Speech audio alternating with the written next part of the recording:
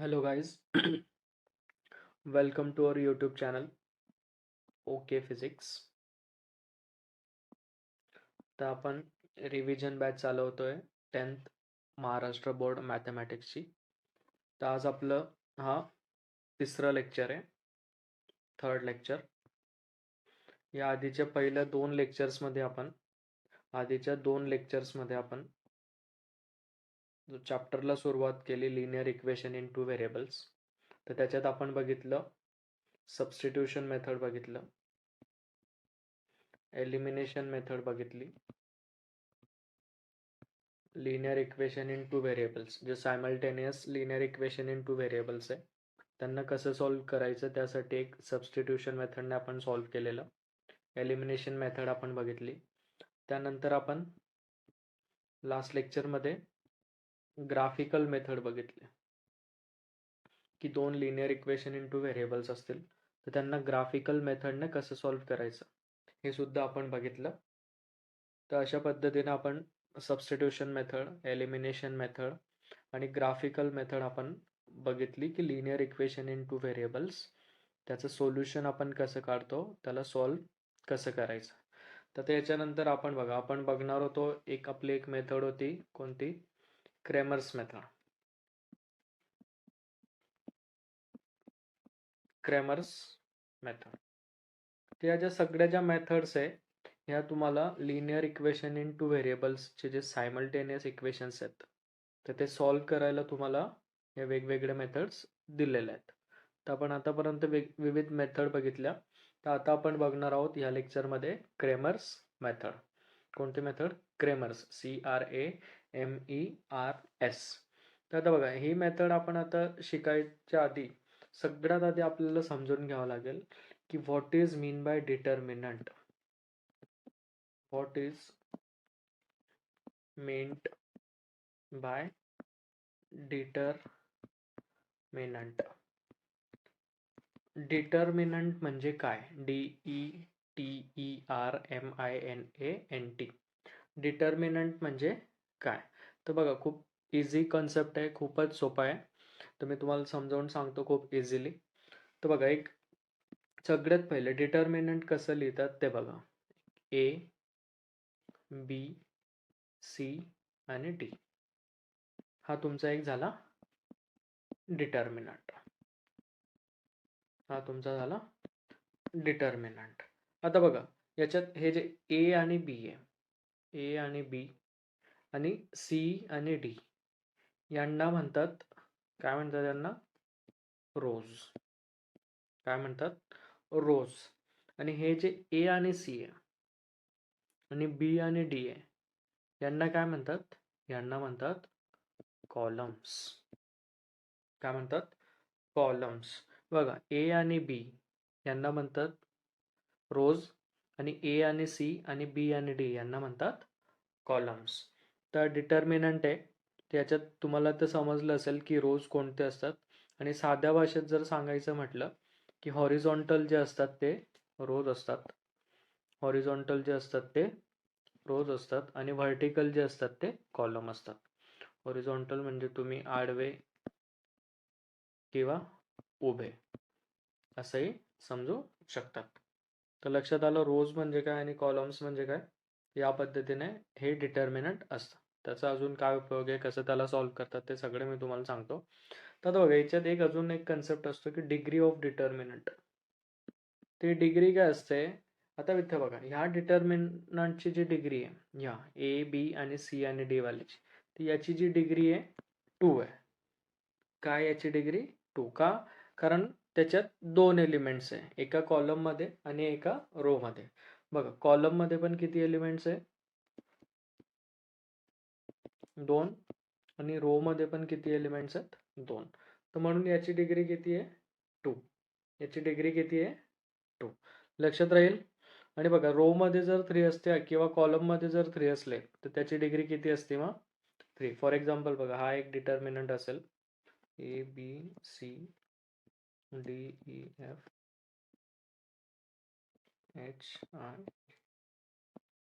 तर बघा, याच्यात किती आहेत? रो मध्ये 3 आहेत, कॉलम मध्ये किती आहे? 3.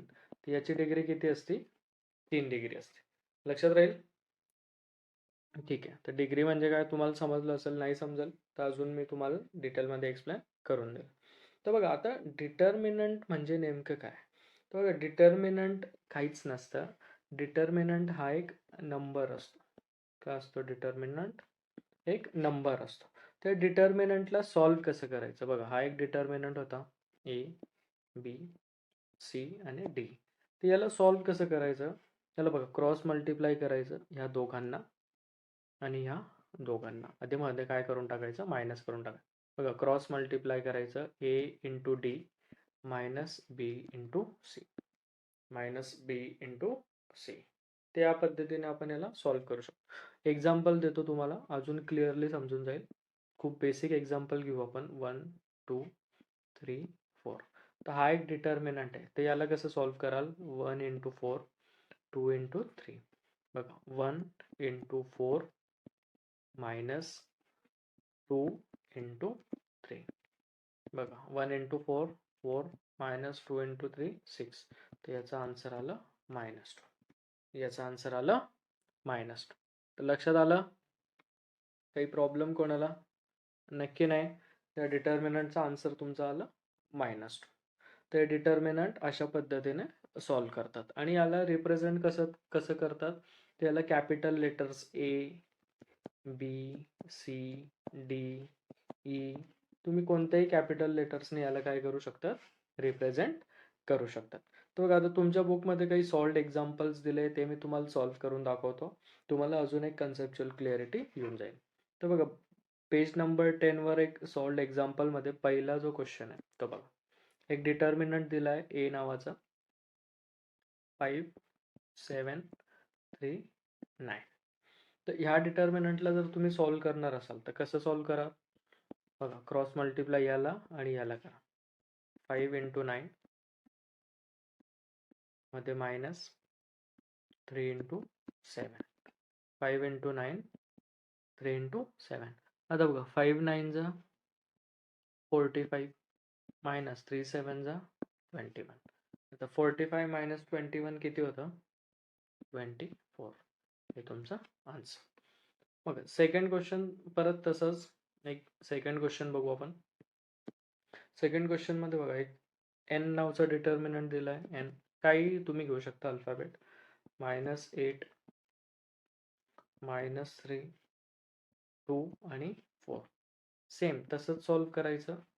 याला मल्टिप्लाय करा, याला मल्टिप्लाय करा. बघ -8 इंटू 4 मध्ये -3 इंटू 2. बघा -8 4 जा -32. हा मध्ये मायनस जशाचं तसं आणि -3 इंटू 2 -6. तर बघा याला जर अजून सॉल्व्ह कराल तर -32 हा मायनस हा होऊन जाईल +6 -32 +6. आन्सर आलं तुमचं -26. आन्सर आलं तुमचं -26. तर या पद्धतीने तुम्हाला सॉल्व्ह करता येईल. जे थर्ड एक्झाम्पल आहे तुम्ही एकदा स्वतःहून सॉल्व्ह करून बघा. खूप इझी आहे. त्याचा आन्सर तुमचं येईल. त्याचा आन्सर येईल तुमचं 0. तर तुम्ही ते सॉल्व्ह करून बघा. प्रॅक्टिस पण होऊन जाईल तुमची आणि तुम्हाला थोडं कॉन्फिडन्स पण येईल की डिटर्मिनंट कसं सॉल्व्ह करतात. तर आपण बघा आता डिटर्मिनंट म्हणजे काय तुम्हाला समजलं असेल. तर मग आता आपण जी मेथड बघणार होतो क्रॅमर्स मेथड. काय? Cramer's method. क्रॅमर्स मेथड किंवा क्रॅमर्स रूल पण म्हणतात किंवा इलाच म्हणतात डिटर्मिनंट मेथड. इलाच काय म्हणतात? Determinant method. क्रॅमर्स मेथड पण म्हणतात किंवा डिटर्मिनंट मेथड पण म्हणतात. तर एक स्विस मॅथमॅटिशियन होता गॅब्रिएल क्रॅमर नावाचा. तर याने ही मेथड दिली होती म्हणून त्याच्या नावाने या मेथडला ओळखलं जातं. Cramer's method. तर लक्षात येतंय तुमचं? तर आता बघा क्रॅमर्स मेथडमध्ये जर तुम्ही बघाल तर खूप इझी मेथड आहे ही पण. तर याचं जर तुम्हाला मी जर डायरेक्ट फॉर्म्युला सांगितला तर याचा फॉर्म्युला कसा असतो? याच्यात आपल्याला एक सोल्युशन काढायचं असतं. एक्स आणि वायची व्हॅल्यू काढायची असते. तर याच्यात बघा एक्सची व्हॅल्यू डायरेक्ट येते. काय dx अपॉन डी आणि y ची व्हॅल्यू येते dy अपॉन डी. x ची व्हॅल्यू येते dx अपॉन डी आणि y ची व्हॅल्यू येते dy अपॉन डी. ते याच्यात बघा, याच्यात d काय असतो, a1 a2 b1 b2. हे मी तुम्हाला सांगेल कसं आलं a1 a2, d म्हणजे काय, dx म्हणजे काय. dx काय असतं, dx असतं तुमचं c1 c2 b1 b2 आणि dy तुमचं काय असतं, dy असतं a1 a2 आणि c1 c2. हे तुमचं dy असतं आणि हे d dx आणि dy काढून तुमच्या डायरेक्ट x ची व्हॅल्यू येऊन जाईल आणि y ची व्हॅल्यू येऊन जाईल. तर आता बघा, हे d dx आणि dy हे काय आहे हे समजण्यासाठी तुम्हाला तुमच्या बुकमध्ये एक डेरिवेशन दिलंय, तर ते डेरिवेशन पण मी तुम्हाला सोप्या पद्धतीने सांगतो, ते तुम्हाला खूप इझिली ते समजून जाईल. बघा, दोन इक्वेशन्स असतात सायमल्टेनियस. जर आपल्याला ग्राफिकल मेथड, एलिमिनेशन किंवा सबस्टिट्यूशन मेथडने सॉल्व्ह करायचं असेल तर दोन इक्वेशन लागतात. तर बघा, ते इक्वेशन आता आपण सपोज ॲज्युम करू की पहिलं इक्वेशन आहे a1x plus b1y is equal to c1 is equal to c1. हे एक इक्वेशन आहे आणि दुसरं इक्वेशन आहे a2x plus b2y is equal to c2. बघा, हा इज इक्वल टू c1 आणि इज इक्वल टू c2 आहे, त्याच्यात कन्फ्युजन होऊ नका. हे linear equation in two variables आहे. कारण बघा, हा c1 इकडे जाऊन मायनस c1, याला आपण असंही लिहू शकतो या इक्वेशनला, a1x plus b1y minus c1 is equal to 0 असंही लिहू शकतो. मी फक्त असं लिहिलंय, काही प्रॉब्लेम, तर कन्फ्यूज होऊ नका.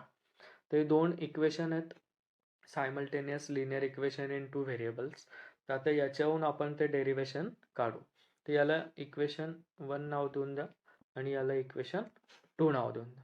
याला इक्वेशन 1 आणि इक्वेशन 2.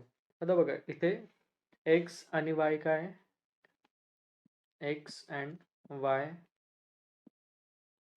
काय आहेत, व्हेरिएबल्स आहेत. x अँड y काय आहेत, व्हेरिएबल्स.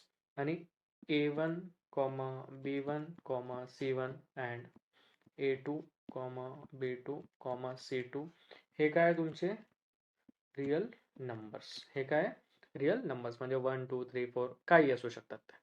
आपण ते लिनियर इक्वेशन इन टू व्हेरिएबल्सच्या डेफिनेशन मध्ये बघितलंय. आणि याच्यात एक गोष्ट लक्षात ठेवा की a1 b2 minus a2 b1 is not equal to 0. ही खूप महत्वाची condition. a1 b2 minus a2 b1 should not be equal to 0. हे का 0 नको ते पण मी तुम्हाला पुढे सांगेल. आता बघा, हे दोन इक्वेशन्सला आपण सॉल्व्ह करू. या दोन इक्वेशन्सला आपण सॉल्व्ह करू. तर आपण काय करू, मल्टिप्लाइंग इक्वेशन 1 बाय b2. बघा, हे जे इक्वेशन 1 आहे ना, हे वाला, हे जे इक्वेशन 1 आहे याला आपण काय करू, multiply by b2, multiply by b2. तर ते इक्वेशन काय होऊन जाईल तुमचं, बघा, a1 b2x plus b1 b2y is equal to c1 b2. याला देऊन द्या इक्वेशन 3. परत मल्टिप्लाइंग इक्वेशन 2 बाय b1. आता हे बघा, हे जे 2 नंबरचं इक्वेशन आहे हे वाला, याला कशाने मल्टिप्लाय करू, याला आपण मल्टिप्लाय करू b1 ने. कशाने मल्टिप्लाय करू, b1 ने. तर ते इक्वेशन तुमचं होऊन जाईल बघा, a2 b1x plus b2 b1y is equal to c2 b1. याला आपण इक्वेशन नंबर 4 असं देऊन देऊ. एकदा हे इक्वेशन दोघं बघून घ्या. कोणाला जर काही कन्फ्युजन असेल तर तुम्ही आम्हाला कमेंटमध्ये विचारू शकतात, आम्ही तुमचे डाऊट क्लिअर करून टाकू, काहीच विषय नाही. तर बघा, आता नेक्स्ट स्टेपमध्ये आपण काय करू, सबट्रॅक्टिंग इक्वेशन 3 फ्रॉम 4. हे जे इक्वेशन 3 आहे याला 4 मधनं आपण काय करू, सबट्रॅक्ट करू. तर बघा काय करू, इथे आपण याला फक्त काय करू, मायनस लिहून देऊ. तर मायनस लिहिला तर बघा, a1 b2 x minus a2 b1 x दोघांमधनं आपण x कॉमन घेऊ शकतो, बरोबर. x कॉमन घेतलं तर उरेल काय, a1 b2 minus a2 b1 आणि x आपण कॉमन घेतला, बरोबर. आता हे बघा, हे b1 b2 y आणि b1 b2 y हे दोघं टर्म सेम आहेत. हे बघा, b1 b2 y आणि b1 b2 y. तर बघा, याच्यामधनं हे जर मायनस केलं, ह्या टर्ममधनं ही टर्म जर मायनस केली तर काय होऊन जाईल, ते कॅन्सल आउट होऊन जाईल. म्हणजे 1 मायनस 1 करा किंवा 2 मायनस 2, तर ते टर्म काय होऊन जाईल तुमची, कॅन्सल, म्हणजे 0. आता इक्वल, बघा याच्यात आपण काय करू, c1 b2 minus c2 b1. बघा, मायनस केल्यावर तुमचं आलं a1 b2 minus a2 b1 into x is equal to c1 b2 minus c2 b1. तर आता बघा, हे जे एवढं इक्वेशन आहे, एवढं इक्वेशन तुम्ही कन्सिडर करा. तर एवढं इक्वेशन जर आपण सॉल्व्ह करू तर बघा, हे x इंटू ही टर्म आहे. तर x जर आपण इकडेच राहू देऊ तर ही टर्म इकडे काय होऊन जाईल, ही बघा, ही एवढी टर्म जी आहे, ही एवढी, बघा मी तुम्हाला ब्लू मध्ये दाखवतो, एवढी टर्म आहे. ही जी एवढी टर्म आहे,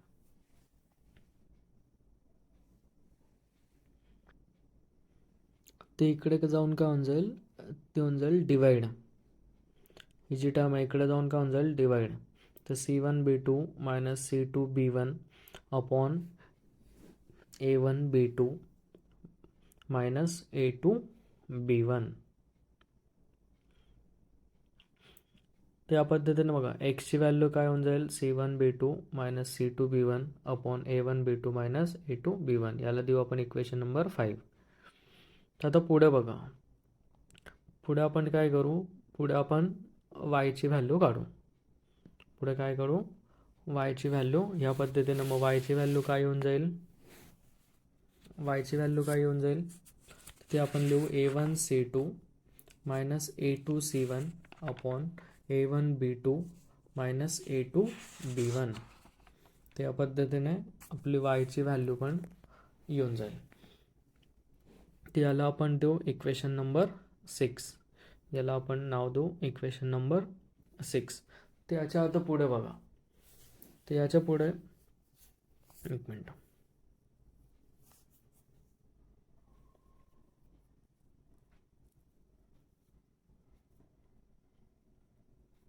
तर आपण अशी x आणि y ह्या दोन व्हॅल्यू काढल्या. तर याच्यावरनं आपण जे डी एक्स आणि डी वाय म्हणजे काय, तर त्याचं आपण डेरिवेशन बघतोय. ते एक्स आणि वायचे आपण व्हॅल्यू काढल्या. त्या बघा, याच्यात दोन गोष्टी कॉमन आहेत दोघांच्या, a1 b2 minus a2 b1, a1 b2 minus a2 b1. तर आता बघू, ते हा एक्स आणि वायला जे तर हे कसं लिहिता येईल डिटर्मिनंटच्या फॉर्ममध्ये, ते पण आपण बघू. तर ह्या एक्स आणि वायला जर आपण डिटर्मिनंटच्या फॉर्ममध्ये जर आपण लिहिलं तर आपला तो फॉर्म्युला खूप इझिली तयार होऊन जाईल. बघा, एक्सची व्हॅल्यू होती c1 b2 minus c2 b1 upon a1 b2 minus a2 b1. तर ही आपण एक्सची व्हॅल्यू काढली. तर आता बघा, याला आपण डिटर्मिनंट फॉर्ममध्ये लिहू शकतो, c1 c2 आणि b1 b2. तर बघा, हे डिटर्मिनंट जरी आपण सॉल्व्ह केलं तर त्याचा आन्सर सेम येईल. खालचं लिहू शकतो a1 a2 आणि b1 b2. मग या फॉर्म्युल्याला आपण डिटर्मिनंटच्या फॉर्ममध्ये लिहू शकतो. त्याला जर बघाल तुम्ही सॉल्व्ह केला तर तुमचं सेम फॉर्म्युला जनरेट होईल, c1 b2 minus c2 b1 upon a1 b2 minus a2 b1. बघा, c1 b2 minus c2 b1 upon a1 b2 minus a2 b1. तर ह्याच पद्धतीने बघा, आपण मग वायचा आपण फॉर्म्युला काढला होता, a1 c2 minus a2 c1 upon a1 b2 minus a2 b1. त्याला पण आपण सेम करू, तेच डिटर्मिनंट फॉर्ममध्ये लिहू.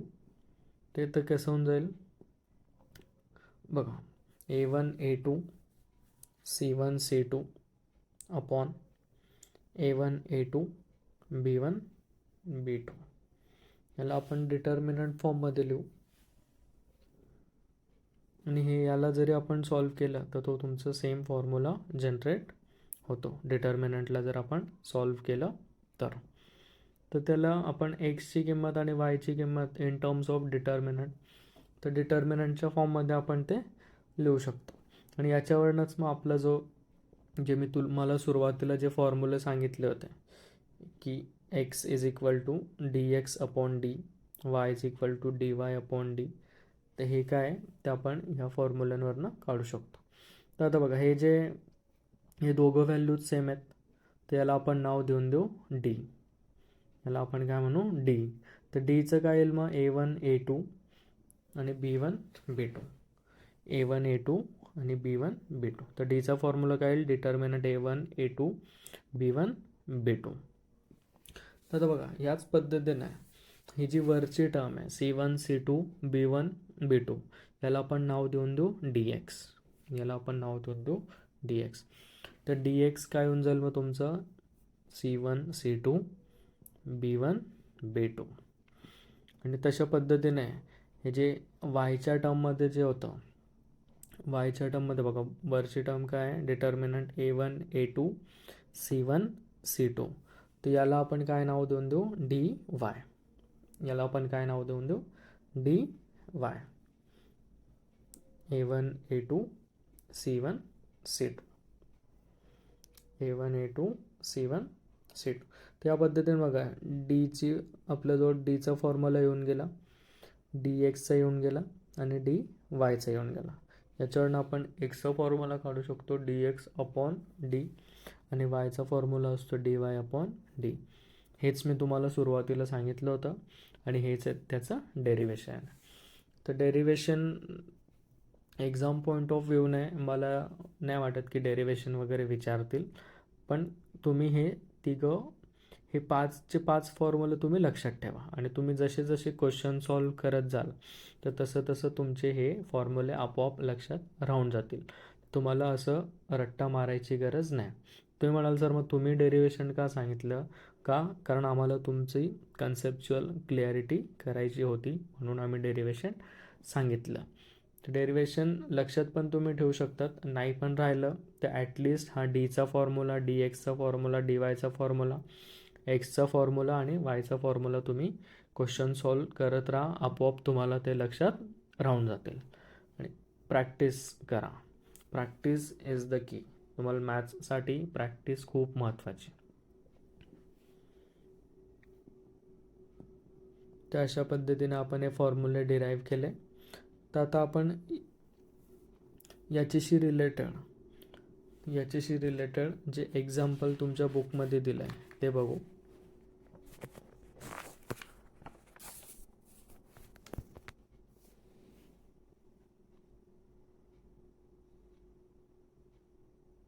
एक्झाम्पल 1 पेज नंबर 14वर एक एक्झाम्पल दिलं आहे. तर ते एक एक्झाम्पल आपण सॉल्व करू की ॲक्च्युअलमध्ये simultaneous linear equation in 2 variables Cramer's रूलने कसं सॉल्व करतं.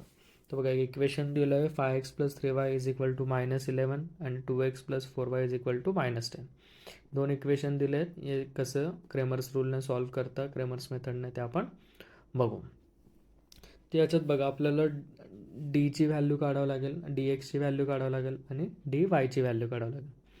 तर ते याच्यात बघा A1 काय आहे तुमचा 5, B1 काय 3 आणि C1 काय -11.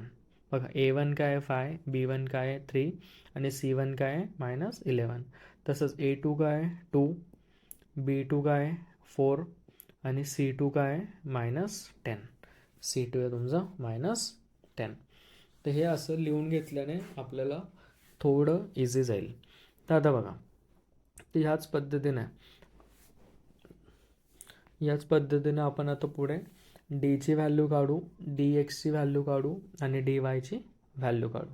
त्याच्यावरून आपण एक्स आणि वायची व्हॅल्यू आपल्याला येऊन जातील.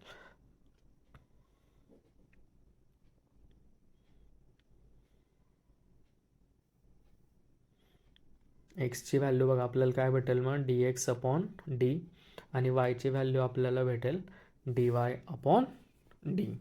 वायची व्हॅल्यू भेटेल डी वाय अपॉन डी. तर बघा मग डीचा फॉर्म्युला काय असतो, डीचा फॉर्म्युला आपण बघितला होता. डीचा फॉर्म्युला काय असतो बघा, वरतीच आपण बघितला. तर डीचा फॉर्म्युला असतो A1 A2 B1 B2, A1 A2 B1 B2. बघा आता A1 काय 5 आणि A2 काय 2. A1 काय 5, A2 आहे 2. तसंच बघा B1 काय 3 आणि B2 काय 4. हे आपण फॉर्म्युल्यामध्ये पुट करू, डिटर्मिनंट सॉल्व करू. डिटर्मिनंट बघा काय होऊन जाईल तुमचं, 5 4 जा 20 मायनस 3 2 जा 6. 5 4 जा 20 मायनस 3 इंटू 2 6. 20 मायनस 6, याचा आन्सर येईल 14. तर डीचा आन्सर काय आलं तुमचं 14. याच पद्धतीनं बघा आता पुढे आपण डी एक्सची व्हॅल्यू काढू. तर डी एक्सची आपण पुढची व्हॅल्यू काढू. तर डी एक्सचा फॉर्म्युला काय होता, वरती जाऊन बघू आपण. बघा आत्ताच डिराईव्ह केला. डी एक्सचा फॉर्म्युला काय बघा, C1 C2 B1 B2. Determinant C1 C2 B1 B2. तर हा फॉर्म्युला याच्यात आपण व्हॅल्यू टाकून डी एक्सची व्हॅल्यू काढू, C1 C2 B1 B2. तर बघा याच्यात आपण व्हॅल्यूज पुट करू, C1 काय आणि C2 काय. तर C1 बघा, C1 तुमचं काय -11, C2 काय -10. बघा वरती जाऊ, C1 काय -11 आणि C2 काय -10. व्हॅल्यूज इथे पुट करू, -11 -10. आणि B1 आणि B2 काय बघा आत्ताच पुट केले आपण डीच्या फॉर्म्युल्यात, 3 आणि 4. 3 4. ह्याला परत सॉल्व करा. -11 इंटू 4 -10 इंटू 3 टू 3. तर बघा -11 इंटू 4 -44 -10 इंटू 3 -30. तर बघा हा -44, हा मायनस मायनस हा होऊन जाईल प्लस. तर -44 प्लस 30, तर याचा आन्सर येईल -14. तर डी एक्स काय आलं तुमचं -14. तर आता आपण ह्यानंतर लगेच डी वायची व्हॅल्यू काढू. D Y. तर डी वायचं फॉर्म्युला काय बघू. डी वायचा फॉर्म्युला काय, आठवण करण्याचा प्रयत्न करत जा. तर धीरे धीरे जसं जसं तुम्ही क्वेश्चन सॉल्व कराल तुम्हाला लक्षात राहून जातं. डी वायचा फॉर्म्युला आहे तुमचा A1 A2 C1 C2. Values put करू. A1 काय, A1 आहे 5, A2 आहे 2. C1 काय, C1 आहे -11, C2 आहे -10. बरोबर. याला सॉल्व करा. 5 इंटू -10 -2 इंटू -11. बघा ब्रॅकेट देऊन द्या म्हणजे तुमचं सॉल्विंगमध्ये कन्फ्युजन होणार नाही. हा -50 येऊन जाईल मायनस, आणि 2 इंटू -11 -22. ते बघा -50, हा मायनस मायनस परत प्लस होऊन जाईल +22 सॉरी. -50 प्लस 22 आन्सर येईल तुमचं -28. आन्सर काय येईल -28. तर बघा आपण डीची व्हॅल्यू काढली, आपण डी एक्सची व्हॅल्यू काढली आणि आपण डी वायची व्हॅल्यू काढली. बघा डीची व्हॅल्यू आली 14, डी एक्सची आली -14 आणि डी वायची आली -28. तर ह्याच्यावरून आपण एक्सची व्हॅल्यू काढू शकतो. तर एक्सचा फॉर्म्युला काय मग डी एक्स अपॉन डी. तर त्याला डी एक्स आपण पुट करू, -14 अपॉन 14. 14 काढ, आन्सर आलं -1. वायची व्हॅल्यू काय डी वाय अपॉन डी. तर बघा डी वायची व्हॅल्यू काय होते आपली -28 अपॉन 14. 14 1 जा 14 2 जा, आन्सर आलं -2. आन्सर आलं -2. तर या पद्धतीने बघा आपण एक्सची व्हॅल्यू आली -1 आणि वायची व्हॅल्यू आली -2. या पद्धतीने आपण हे लिनियर इक्वेशन इन 2 व्हेरिएबल्स, हे जे सायमल्टेनियस इक्वेशन होते यांचं सोल्युशन काढलं -1, 2. दिस इज युअर रिक्वायर्ड सोल्युशन. तर या पद्धतीनं आपण क्रॅमर्स मेथड कसं यूज करतं ते बघितलं. तर तुम्ही प्रॅक्टिस करा. पुढे बघा ॲक्टिव्हिटी 1 आणि ॲक्टिव्हिटी 2 दिली आहे तुमच्या बुकमध्ये. तर तुम्ही प्रॅक्टिस करा. आणि हे बघा, हे तुम्ही कोणत्याही इक्वेशनने सॉल्व करा, कोणत्याही मेथडने सॉल्व करा, आन्सर तुमचं सेम असेल. तुम्ही एलिमिनेशन मेथड लावा, सबस्टिट्यूशन मेथड लावा, ग्राफिकल मेथड लावा किंवा क्रॅमर्स लावा, आन्सर सेम असेल. तर मग शेवट मी तुमचा एक व्हिडिओ बनवेल. तर त्याच्यात मी बघा एक क्वेश्चनमध्ये तुमचं सबस्टिट्यूशन मेथड पण शिकवून देईल, एलिमिनेशन मेथड पण शिकवून देईल, तुमची ग्राफिकल मेथड पण शिकवून देईल आणि क्रॅमर्स मेथड पण शिकवून देईल. तर एकच क्वेश्चन आपण सॉल्व करू आणि तो या चारही मेथड यूज करून आपण सॉल्व करू. म्हणजे तुमचं पूर्ण जो चॅप्टर आहे तो एका क्वेश्चनमध्ये तुमचं कवर होऊन जाईल. तर ज्यांना रिव्हिजन खूप म्हणजे फास्ट करायची, ज्यांचा भरपूर अभ्यास झाला आहे, तुम्ही तो फक्त एक क्वेश्चन जरी बघाल तरी तुमचं पूर्ण चॅप्टर कवर होऊन जाईल. तर एकच क्वेश्चनमध्ये आपण प्रत्येक मेथडने ते सॉल्व करू. तुम्ही अभ्यास करा, प्रॅक्टिस करा आणि हा व्हिडिओ जर तुम्हाला आवडला तर लाईक करा, कमेंट करा काही डाऊट्स असतील तर, आणि तुमचे मित्रमैत्रिणींना त्यांचे डाऊट्स क्लिअर होण्यासाठी हा व्हिडिओ तुम्ही शेअर करा. थँक्यू.